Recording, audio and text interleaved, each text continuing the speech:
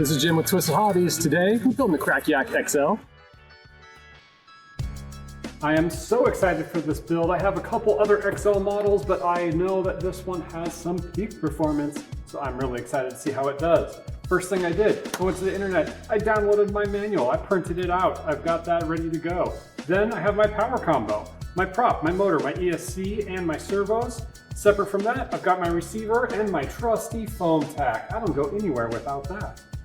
Okay, the first thing I like to do is take everything out of the box, see what all I've got, and then we're going to fold over all of our surfaces. So that's going to be the wings and the rudder, because the elevator is a floating elevator. We'll put some weight on those and let those sit for at least an hour. Now we're going to get out some parchment paper and we're going to glue the two pieces of the horizontal fuselage together. I only use a little bit of glue down the middle of that because the wing spars will go through that area later. Now we're going to put on the wings. Make sure that you have them in the correct orientation. And I taped a couple quarters onto there to set it up off of the table so that it's nice and centered. And you'll see here that I spread the glue nice and evenly, I press it together, and then I pull it off for about a minute. And then you give it a nice press together after the foam tack has set up a little, and it creates a perfect bond. Now we're ready to do our wing spars.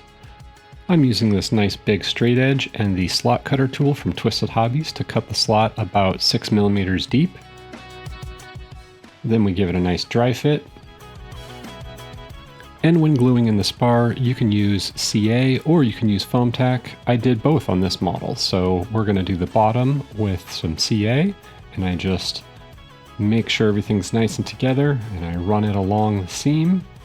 It's nice because it kind of fills in around.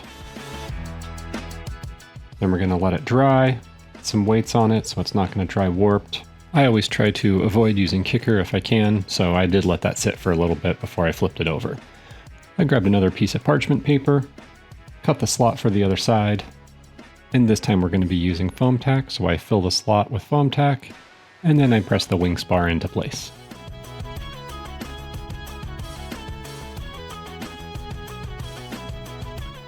Next up is going to be the stiffeners that run the length of the horizontal fuselage. Those are going to get dry fit, trimmed off at the spar, and then we'll fill that slot with foam tack and set it into place.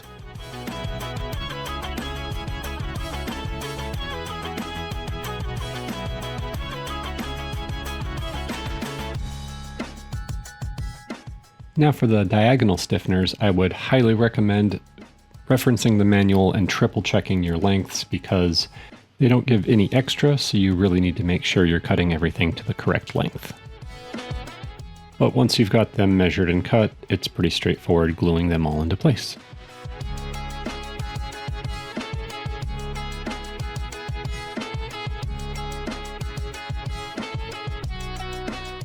And once we're done installing all those fuselage stiffeners, we're going to flip it over and do the same thing on the other side.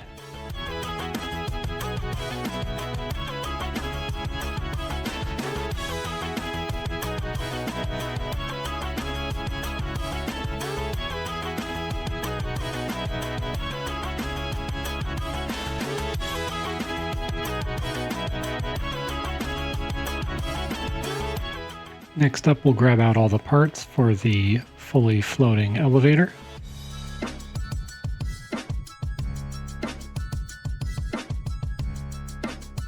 First, we'll glue these support plates to the sides of the horizontal fuselage.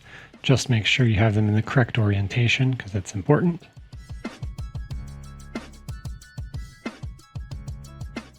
Then we'll glue these supports into the bottom of the elevator, being careful not to get any glue near the hole.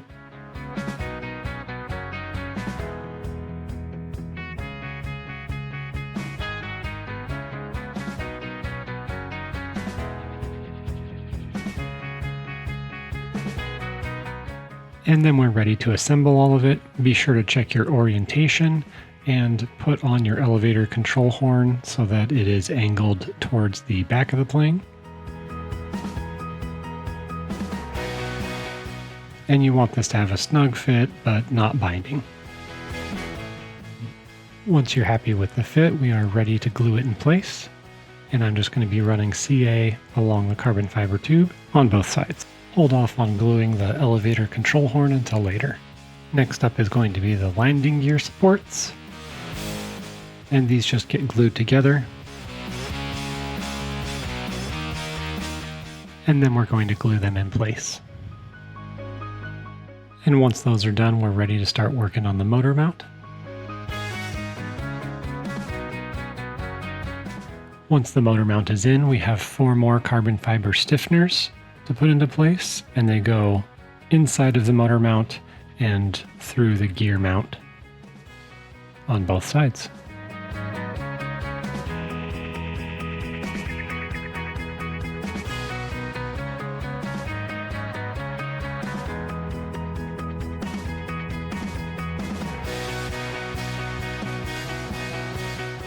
Now I'm cleaning up the gear mounting plate a little bit, and usually this is something that I would spray paint black along with the motor mount, but because it sort of matches the scheme of the plane, I left it.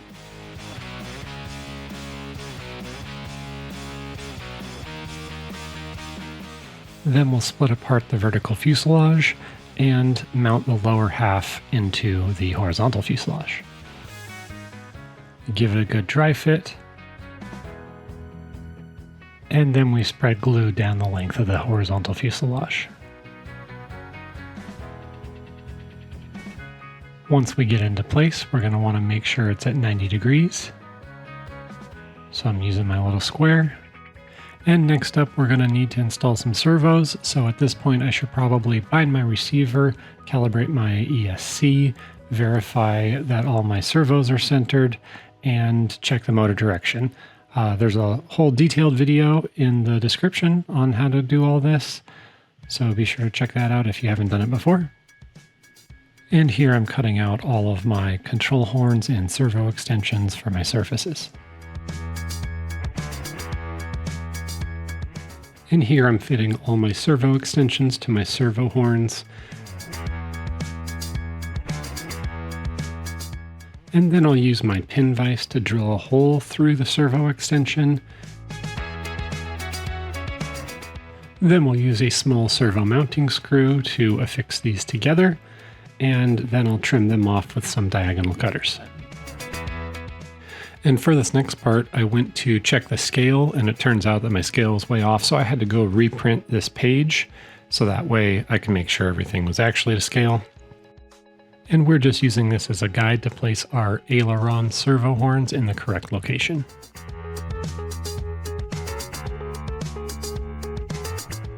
And to fit these servos in, I'm going to press them into place, which makes a couple little indentations, and then I'll be able to cut room for those tabs to slide all the way in. We'll give it a good dry fit, making any changes we need to the pocket, and then we'll glue it into place.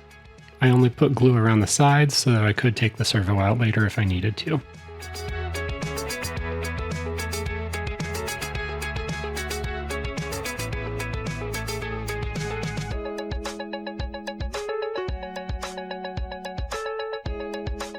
Next up, we'll glue in our aileron control horns.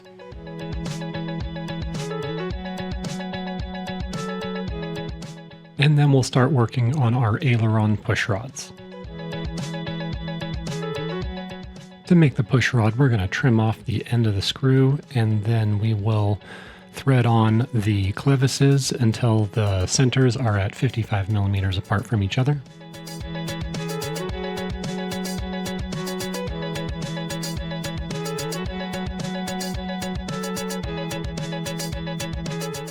And then we can mount the push rods by using the small brass pins.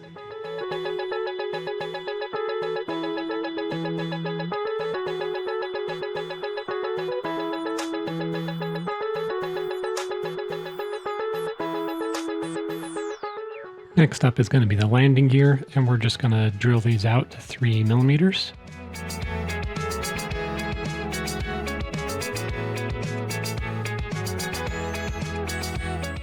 Then we'll thread this under the lower fuselage and affix it using the hold down brackets.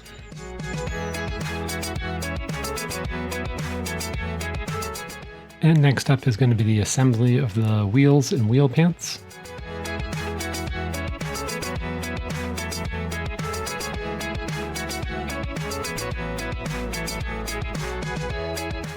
Once we get these all cut apart, we will glue them together.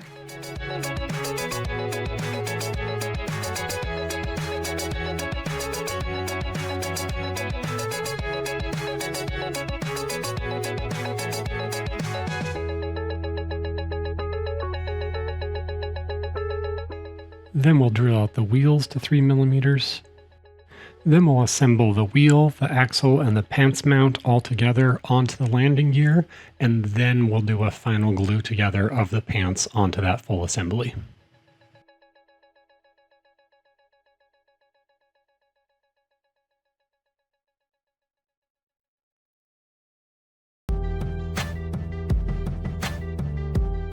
Okay, next up is going to be installing the elevator servo, and something you want to think about at this point is which side you want your wires running down. So you are going to have your ESC probably on the right side because there's a little cutout for the XT60 connector up there on that side. So I press it into place so that there's room for the tabs. I cut the tabs and then we press it into place. I put a little bit of glue around the edge and then get it flush with the fuselage. Then we'll start making our push rod. Same process as on the aileron push rods, except for these ones have an adjustable brass piece that is threaded to let you adjust the length of them. We glue one of the clevises onto the end, then we glue the threaded brass piece onto the other end of the push rod, and then thread on the final clevis. You'll see I'm using some sandpaper here to make it a little bit easier to fit into the brass piece and the clevises.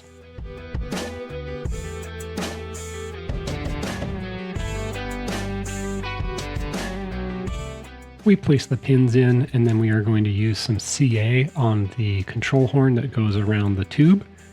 And we have to be very careful that we're not getting any CA anywhere else but right next to that control horn. Then we're ready to install our rudder servo.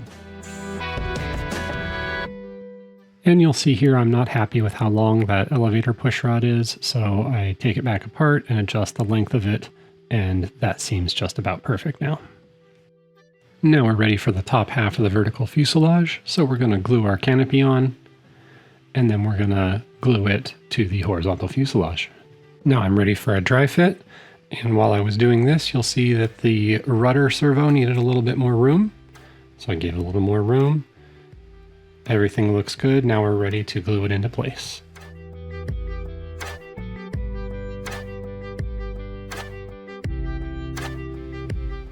Once we get it all fit together, we're going to use a square to make sure everything is at 90 degrees. And then we can move on to installing the rudder. I recommend putting something underneath the fuselage to lift it up a little bit so that way the model's not trying to rest on the rudder as you are gluing it in.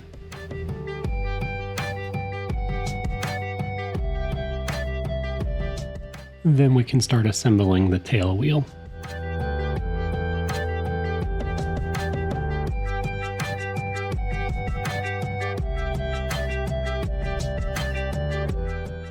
It folds all together, and then we glue it into place.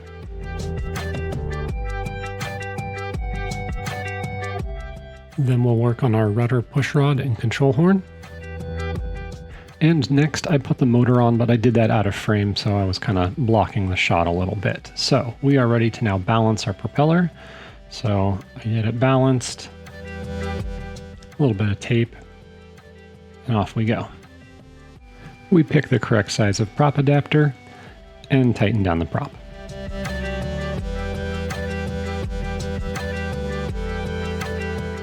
Now we're going to check the CG, and I mark a couple points where that's supposed to be located. And then we're going to balance it with the battery to figure out where the battery placement is going to go.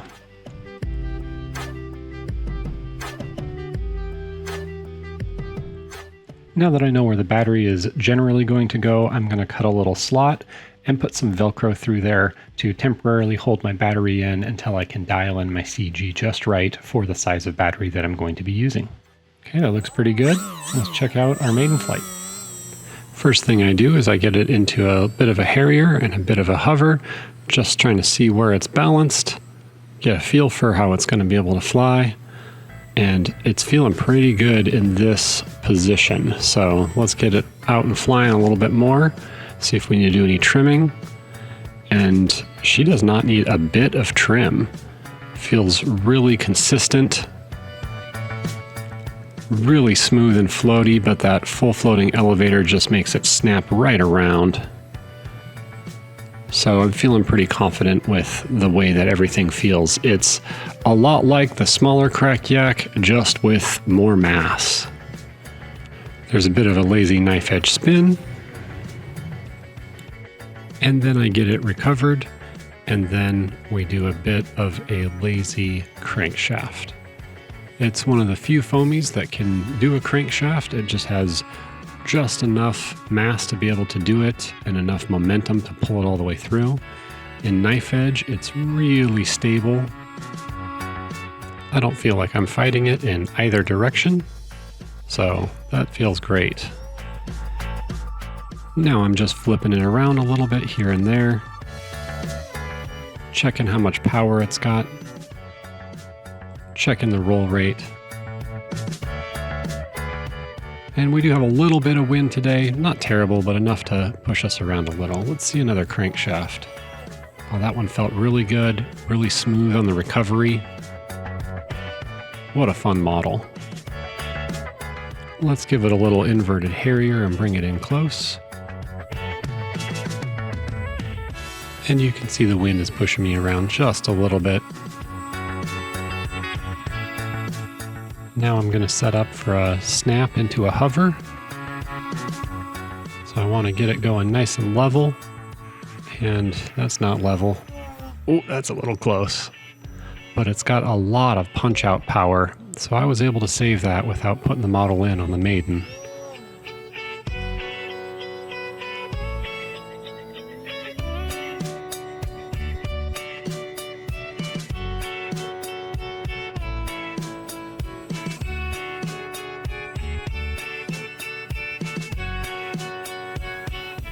Inverted, it feels very stable. There's nothing about inverted flying that's any different than flying upright.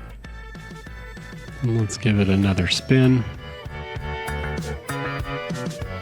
And man, that's such a smooth recovery. Feels nice and predictable. It slows down nicely for some nice graceful moves, but also when you give it the beans, it gets nice and aggressive. With low speed flight, you see it doesn't have a lot of wing rock. Nice and stable. These little waterfalls are a lot of fun, whether it's forwards or backwards. On this model, I've got 60 to 70% expo on all the surfaces. That way we can have some nice smooth flight and yet still have all the surfaces to be able to really move it around during slow speed. I didn't have to adjust the CG at all off of the recommended settings from the manual. Sorry about getting it out of frame there. Another little spin, little knife edge. And then let's bring it around and see how it lands. So typically on these models, I don't like to use the landing gear a whole lot, especially in grass, because it tends to tumble the model. So I bring it in for a hand catch. It is a bit of a big model for a hand catch, so don't do that unless you're very comfortable. But I do bring it around for an actual landing on the baseball field. I really hope this build video helped you out with your building of your model, and I hope you enjoy the Crack Yak XL as much as I do. I think right now it's my favorite model from Twisted Hobbies. The wind is helping me here a little bit to really slow it down and flop it in for a little hairier landing.